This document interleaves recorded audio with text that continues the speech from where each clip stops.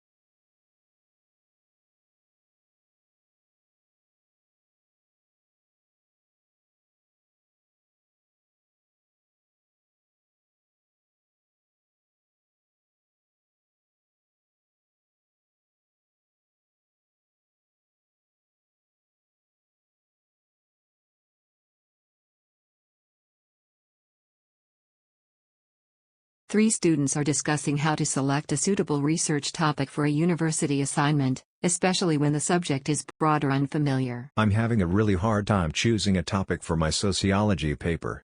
There are so many possibilities that I don't know where to start. I'm worried about picking something that's too broad to handle or so specific that I can't find enough information. I'd also like to choose something a little different instead of writing about a topic everyone has already covered. I think the easiest way is to begin with something you're genuinely interested in. Once you have a few ideas, check the library databases and see whether there are enough reliable academic sources.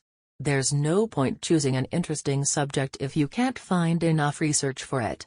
And even if the topic is common, you can make it more original by asking a different question or looking at it from another perspective. That makes sense. I'd also suggest choosing something connected to a current issue because it can make the research more interesting and relevant. For example, you could look at how social media influences political activism. And before you get too far into the research, it might be worth talking to the professor. They can tell you whether your idea is focused enough or needs to be changed. I like that idea. I think my biggest problem is that I start searching for information before I've actually decided what question I want to answer. Then I end up with hundreds of results and no clear direction. Maybe I should first write down a few possible questions and then choose the one that seems both interesting and realistic. Exactly. I'd make a short list of maybe 3 or 4 topics and compare them.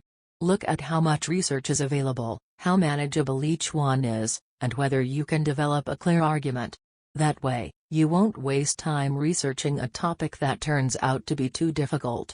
A little planning at the beginning can save you a lot of work later. And once you have a short list, getting feedback is really useful. You can discuss the ideas with classmates or ask your professor for advice before making the final decision. I think the best topic is one that you actually want to explore, has enough reliable information behind it, and can be turned into a clear research question. If we do that, choosing a topic should feel much easier.